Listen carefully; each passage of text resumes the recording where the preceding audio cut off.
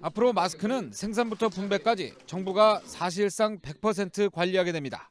전 국민의 마스크 구매 이력이 체크 관리되어 1인이 일주에 2매 이상 구매하는 것은 불가능하게 됩니다.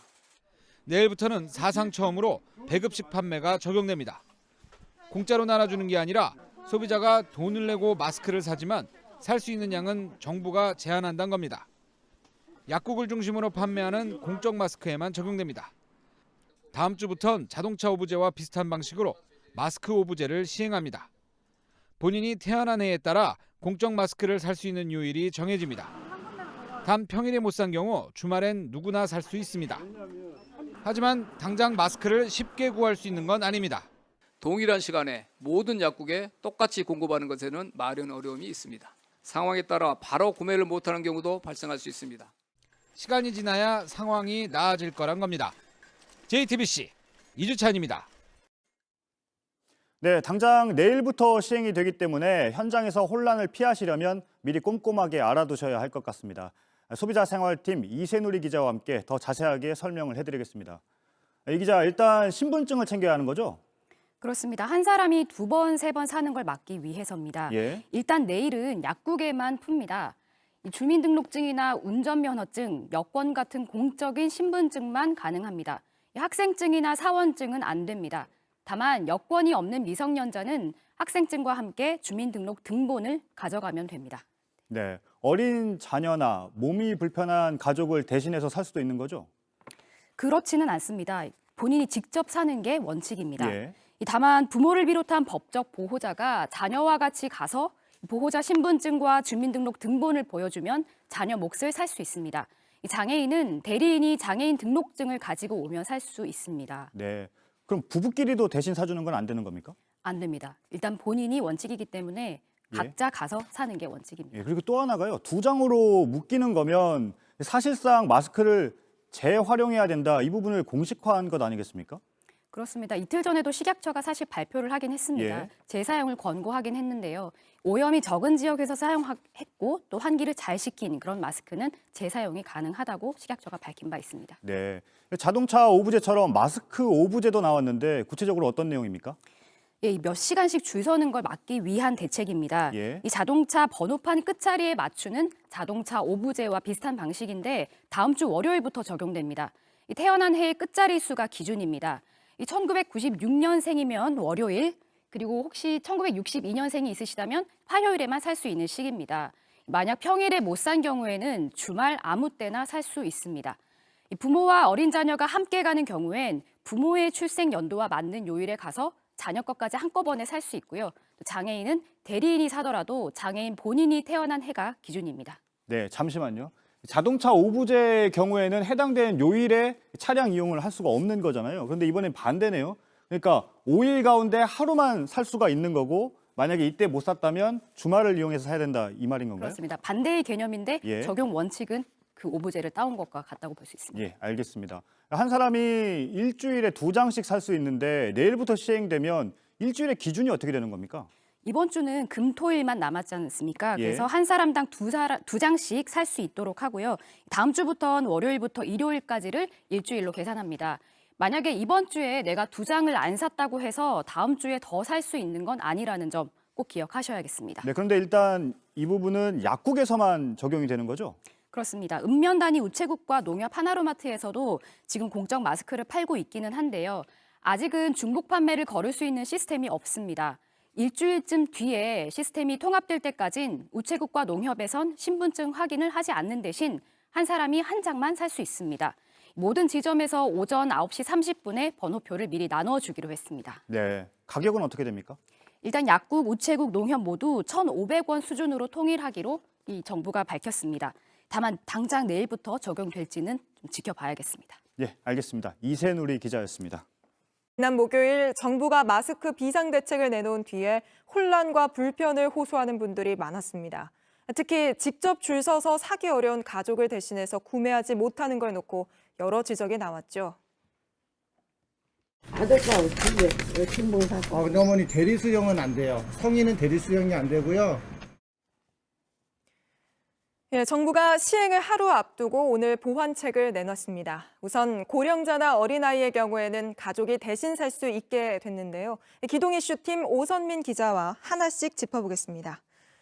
자, 오 기자, 일단 시청자분들이 가장 궁금해하는 것부터 확인을 한번 해보죠. 또 얼마나 어리고 또 얼마나 나이가 많아야 함께 사는 가족이 살 수 있는 건가요?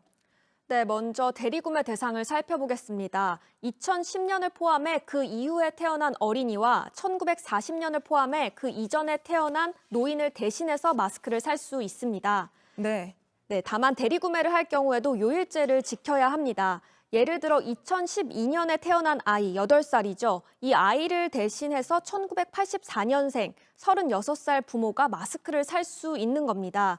단 대리 구매할 수 있는 요일은 아이의 출생연도 끝자리 기준입니다. 아이는 2012년이니 화요일에 부모가 대신 마스크를 구매할 수 있고 출생연도가 4자로 끝나는 부모 본인의 마스크는 목요일에 다시 가서 사야 합니다.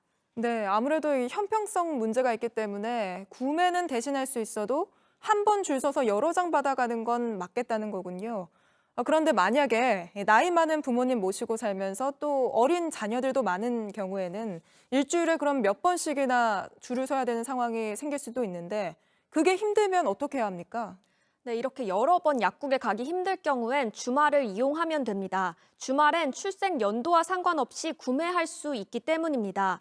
이때 부모가 혼자 줄을 서면 아이 것과 합쳐서 한꺼번에 마스크 4장을 살 수 있습니다. 네, 그리고 또 하나 궁금한 게 요즘은 나이 드신 부모와의 자식들이 한 집에 같이 사는 경우가 좀 드물잖아요. 뭐 가까이는 살아도. 이럴 경우 떨어져 살지만 내가 대신 사다 드리고 싶다. 가능합니까? 네, 따로 살 경우에는 대리 구매를 할 수가 없습니다. 주민등록부상 동거인만 마스크를 대신 살 수 있기 때문입니다. 그래서 대리 구매하러 갈 땐 본인의 신분증과 주민등록 등본을 챙겨가야 합니다.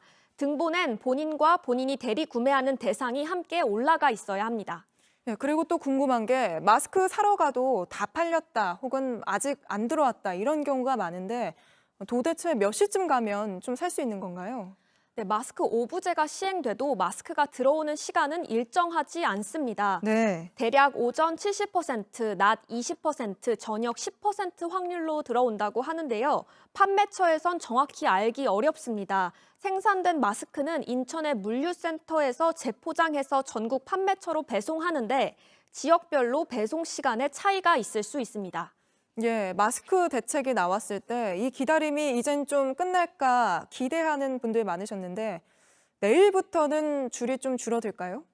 정확히 예측하긴 어렵지만 평소보다 시간이 더 걸릴 수도 있습니다. 네. 구매자들의 주민등록번호를 판매 이력 시스템에 입력해야 하기 때문입니다. 마스크는 하루에 약국에는 약 250장, 하나로마트엔 약 100장 정도 들어옵니다. 통계청 주민등록 인구 현황에 따르면 화요일이 가장 붐빌 것으로 보입니다. 그런가요? 네, 저희가 준비한 그래프를 보시면 출생 연도 끝자리가 2와 7인 인구가 1,061만여 명으로 가장 많기 때문입니다. 그 다음은 목요일 그리고 금요일 순입니다. 예, 그동안 그럼 대형마트나 온라인으로 마스크 샀던 분들도 있는데 여기서는 이제 살 수 없게 되는 건가요? 네, 사실상 사기가 어려울 것으로 보입니다. 전체 생산량의 80%를 약국과 읍면 우체국, 하나로마트 등 공적 판매처에서 팔기 때문입니다.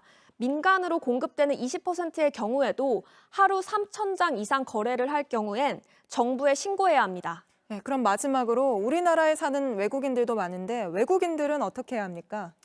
네, 외국인도 출생연도 기준을 똑같이 적용받습니다. 단 건강보험증과 외국인 등록증을 함께 약국에 보여줘야 합니다. 실제로 이 때문에 최근 건강보험증을 신청하는 사람들이 많이 늘어나고 있다고 합니다. 마스크를 살 땐 외국인 본인이 직접 와야 하고 대리 구매는 안 됩니다. 네, 잘 들었습니다. 오선민 기자였습니다. 네, 마스크 관련해서 바뀌는 게 또 하나 있습니다. 마스크 구하기 어려워지자 정부가 해외 직구를 막던 빗장까지 풀기로 했습니다. 6월까지는 $150, 우리 돈으로 약 17만 8천 원어치를 세관에 신고하지 않고 들여올 수 있게 됐습니다. 조민준 기자입니다. 마스크, 손소독제, 체온계를 해외에서 직구할 때 거쳐야 하는 통관 절차가 사실상 없어집니다. $150어치 이하라면 수입 신고를 할 필요가 없습니다. 관세와 부가세를 내지 않아도 됩니다. 미국에서 들여올 경우 한도가 $200까지 늘어납니다. $150가 넘어도 정식 수입 신고만 하면 사실상 심사를 면제해 주기로 했습니다. 관세만 내면 통과된다는 겁니다. 원래 마스크나 손 소독제는 피부에 직접 닿는 의약 외품이라 진단서 등을 세관에 내는 등 까다로운 반입 절차를 거쳐야 했습니다. 체온계도 의료기기로 분류돼 어떤 목적으로 쓸 건지 설명해야 수입할 수 있었습니다. 관세청은 6월 말까지 이 같은 마스크 반입 절차를 생략합니다. 마스크 부족 사태에 도움을 주겠다는 겁니다. 다만 소비자가 직접 사용하려는 경우에만 이 절차를 적용합니다. 관세청은 상업적인 목적으로 마스크를 해외 직구해서 들여오다 걸리면 검찰에 고발할 수 있다고 말했습니다. JTBC 조민주입니다.